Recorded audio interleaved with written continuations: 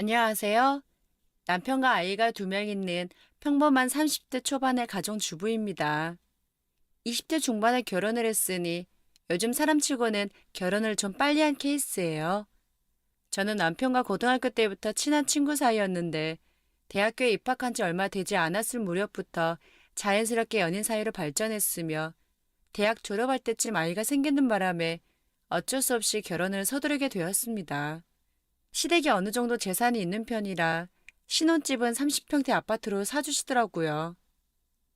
아이 둘 정도는 계획 중이었으니 30평대면 괜찮다고 생각했었지만 시어머니께서 아파트를 사주시는 대신 시동생과 신우들을 데리고 같이 사는 조건을 거시는 겁니다. 조금 황당했지만 제가 돈을 벌 수 없는 데다가 남편 역시 사회생활을 시작하지 않아 돈벌이가 없으니 어쩔 수 없이 도련님, 신우 2명과 함께 신혼집에서 같이 살게 되었습니다. 그 당시 시동생은 대학교 1학년이었는데 처음 만났을 때는 수줍음도 많고 말수도 적은 그런 사람이었어요. 하지만 같이 살면서 어느 정도 친해져서인지 말도 많아졌고 저를 더 많이 챙겨주는 데다가 이런저런 이야기도 많이 나누는 사이가 되었어요. 신혼집에서 5명의 성인이 함께 산다는 것은 솔직히 쉬운 일이 아니었습니다. 그래도 우리 신우들은 성격이 좋아서 저를 많이 도와주고 남편과 싸울 때는 제 편이 되어주는 데다가 도련님은 집안 청소를 도맡아 해주었기에 불편한 건 크게 없더라고요. 그렇게 몇 년을 같이 살다 보니 제 나이는 벌써 30대가 되었고 아이도 2명이 되어 집이 좁아졌기에 집 문제로 고민하고 있을 때 시어머니께서 더 큰 평수로 좋은 집을 사주셨어요. 덕분에 큰 문제 없이 순탄한 결혼 생활을 하고 있었는데 단 한 가지 문제가 있다면 남편이 20대 시절부터 저에게 힘을 많이 쏟아부어서 그러는 건지 벌써 그것이 시들해져 버렸고 그러다 보니 30대 초반에 부부 사이 권태기가 와버리고 말았습니다. 신랑은 그것이 죽어버렸지만 저는 30대 초반이 되니 더 왕성해졌고 저는 벌써부터 그걸 못하니 스트레스가 이만저만 아니었습니다. 제 나이 30대 초반이지만 대학교 때 학교에서도 알아주는 미인이었었는데 아이 둘 낳고 집에만 있다 보니 그냥 보통의 아줌마가 되어버리더군요. 그렇게 누구한테 말도 못하고 혼자 소가리로 끙끙대고 있던 어느 날 도련님은 얼마 전부터 저를 바라보는 눈빛이 심상치 않다는 걸 느꼈는데 아마 출산하고 망가진 제 몸을 관리하기 위해 필라테스를 한 뒤로 살이 많이 빠지고 몸매에 굴곡이 이쁘게 생기다 보니 그때부터 그런 것 같다는 생각이 들었어요. 저는 성격이 털털한 타입이라 집에서도 그냥 아무렇지 않게 편한 옷을 입고 다니는 편인데 어깨가 드러나는 옷을 자주 입고 가끔 짧은 반바지도 입고 있었던 터라 그때마다 도련님의 눈길은 저에게 꽂혀버린 것 같았습니다. 도련님이 보든지 말든지 제가 하고 싶은 대로 행동을 했고 그러다 보니 어느 순간부터 도련님이 저를 바라보는 그 눈길을 제가 즐기고 있다는 걸 알게 되었습니다. 옛날에 도련님은 절 볼 때마다 얼굴이 빨개지고 수줍음이 많았었는데 요즘엔 대담하게도 형수인 저에게 몸매가 예쁘다는 둥 엉덩이가 은근 크다는 이상한 농담을 하기 시작했습니다. 도련님, 여자한테 그렇게 말하는 거 좋아할 거라고 생각하시는 거 아니죠? 아, 진짜. 여자는 그런 말 들으면 되게 기분 나빠해요. 혹시 여자랑 연애 한 번도 안 해봤어요? 하고 물어보니 놀랍게도 고개를 조용히 끄덕이는 겁니다. 어디 가나 잘생겼다는 말은 꼭 듣는 도련님이라 여자친구는 무조건 사귀어 봤을 거라 생각했는데 그 반응에 저도 모르게 흠칫하고 놀라고 말았습니다. 저는 직설적으로 말하는 편이라 도련님에게 그럼 한 번도 같이 잠을 자본 적도 없냐고 물어보니 역시나 얼굴이 빨개지며 아무 말도 못하는데 그 모습을 본 저는 너무 귀여워서 도련님을 덥석 안아버릴 뻔했어요. 들릴 듯 안 들릴 듯한 개미만한 목소리로 본인은 수총각이라고 하며 어휴, 전 여자 앞에만 가면 이상하게 부끄러워서 한마디도 못하겠더라고요. 아, 형수, 아이 그런 눈으로 쳐다보지 마요. 그래도 저 진짜 짝사랑하는 여자 있으니 그 여자랑 총각 딱 쥐뜰 거예요. 치, 하고 말하더라고요. 그래서 제가 그 여자가 누구냐고 물어봤더니 지금 말할 수 없지만 제가 잘 아는 여자라고 말을 하며 묘한 웃음을 짓는데 은근 궁금했습니다.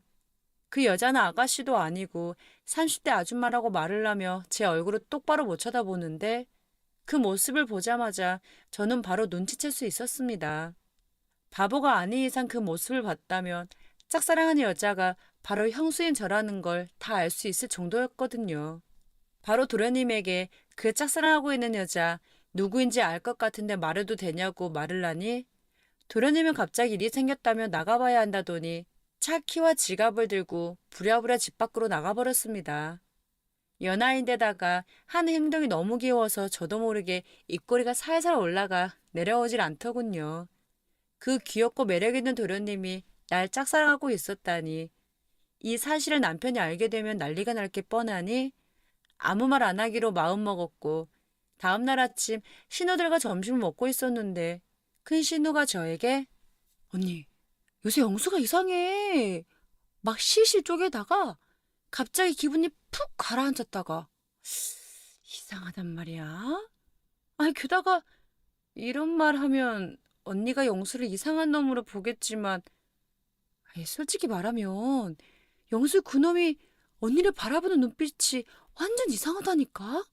진짜 딴 사람 같아. 하고 말하더라고요. 신우들과는 야한 이야기도 서슴없이 하는 데다가 언니 동생하며 친하게 지내는 터라 영수가 저를 어떻게 생각하는지 솔직하게 말하기로 했습니다. 아, 너희도 느꼈어? 아니, 사실 어제 영수한테 이런 이야기를 했었는데 눈치가 날 좋아하는 것 같더라고. 어머님이랑 남편이 알면 난리 나겠지만 너희들이니까 이런 이야기 하는 거야. 게다가 요새 남편 하는 행동을 보고 있으면 너무 답답해서 어디 밖에 나가서 바람이라도 피우고 싶을 정도야. 너네도 알잖아. 밤마다 내가 열심히 유혹해도 안 넘어오는 게 너네 큰오빠라는 거. 하며 신세한탄을 했습니다. 두 신우들은 제 말에 크게 놀라더니 이내 수긍하면서 남자 마음은 알다가도 모르겠다고 하더군요. 그러면서 오랜만에 여자 셋이서 술이나 마시자고 하였고 오후 4시가 조금 넘었을 무렵부터 술을 조금씩 마시고 있었습니다. 그렇게 마시고 있는 사이 도련님이 술을 한잔하고 온 건지 저녁 8시가 못 될 시간에 약간 취해 왔더라고요. 아이씨 뭐야. 아이 집 분위기 왜 이래? 응? 여자 셋이서 술 마시고 있었어? 에? 아이 우리 이쁜 형수는 왜 이렇게 울상인 거야? 어? 아, 아이 누나들이 우리 이쁜 형수한테 뭐라고 한 거야?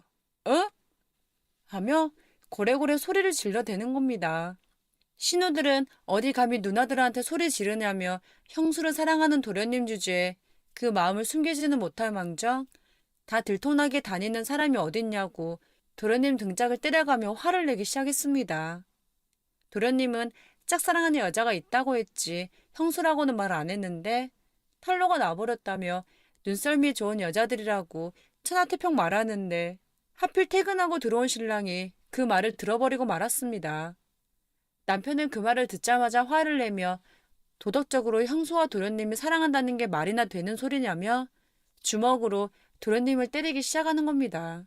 저와 신우들은 열심히 말렸지만 도련님은 미안한 기색 하나 없이 더 형에게 대들어버렸고 왜? 내가 형수를 짝사랑만 했을 뿐인데 그게 무슨 문제가 돼? 어? 막말로 내가 형수랑 뽀뽀를 했어. 아니 만나보기라도 했어. 어? 아니 내가 무슨 잘못했다고 때리고 난리야. 하고 말하는데 거기서 더 이상 말하면 안 됐었는데 도련님은 이제부터 본격적으로 대놓고 형수한테 좋아한다고 말하고 가족도 눈치 안 볼 거라고 말을 하더라고요.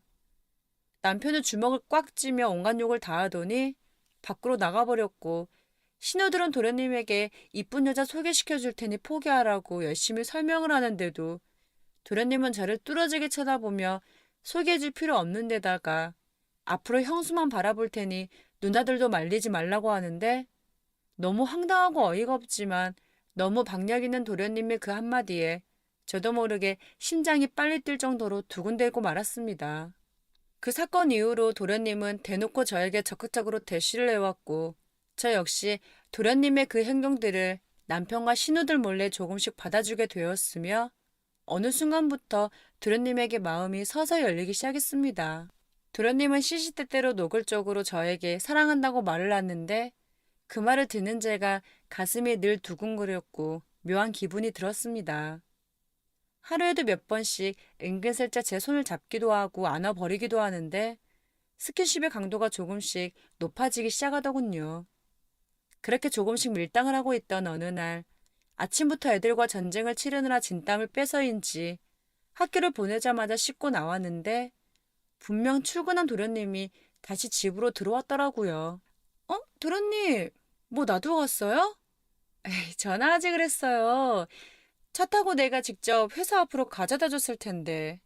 하고 말했더니 도련님은 문 앞에 서서 아무 말도 안 하더니 이내 저에게 다가와 자기 입술을 제 입술에 맞닿게 하였고 한참을 그렇게 서로를 안고 말았습니다. 방금 씻고 온 게 무색할 정도로 또다시 땀을 흘리고 말았으며 도련님과 저는 안방으로 들어가 뜨거운 밤을 보내고 말았습니다. 도련님은 옷을 입으며 형과 이혼하면 아이들과 저를 무조건 책임질 테니 한번 생각해보라고 말을 하더라고요. 도련님에게 이혼하는 게 쉬운 거 아니라고 말을 해주긴 했지만 조금은 흔들리고 있는 제 자신을 발견하게 되었고 그때 남편에게 전화가 왔는데 받으려는 순간 도련님이 전화를 받더니 형, 나랑 형수 건너면 안 되는 선 넘어버렸어. 형도 그 여자랑 결혼 준비하느라 바쁘잖아. 형수한테 다 말할 거야. 그렇게 알아. 그리고 우리 서로 시끄럽게 하지 말고 조용히 정리하자. 하며 전화를 끊더니 충격적인 이야기를 하더군요. 남편은 그동안 저 몰래 여자를 만났는데 그 여자 집안에서 자꾸 결혼하라고 말을 하길래 돈 많고 어린 여자가 더 좋았던 남편은 저와의 관계를 정리하기 위해 일부러 제 입에서 이혼하자는 말이 나오게끔 밤마다 그걸 하지 않고 말투도 냉정하게 했으며 미운 행동만 골라서 했다고 하는 겁니다. 그 말을 듣는 순간 너무 어이가 없고 치가 떨렸지만 어차피 도련님과 이런 관계까지 와버리고 말았으니 더 이상 일을 크게 벌릴 필요가 없겠다 생각이 들었어요. 며칠 뒤 이 모든 상황을 시어머니와 신우들에게 말했고 다들 뒤로 기절할 뻔한 이야기라고 난리쳤지만 지금은 어느 정도 이해하고 살아가고 있는 중입니다. 남편과는 합의 이혼으로 조용히 끝냈고 아이들이 어느 정도 커서 모든 걸 다 아는 상황이라고는 해도 차마 도련님을 아빠로 맞이하라는 말을 바로 할 순 없지만 나중엔 조금 더 커서 절 이해해주는 날이 온다며 말할 생각입니다. 남편보다 저를 더 사랑해주고 아껴주는 도련님이 있으니 앞으로 이쁜 사랑하며 잘 살겠습니다. 제 사연을 들어주셔서 감사합니다.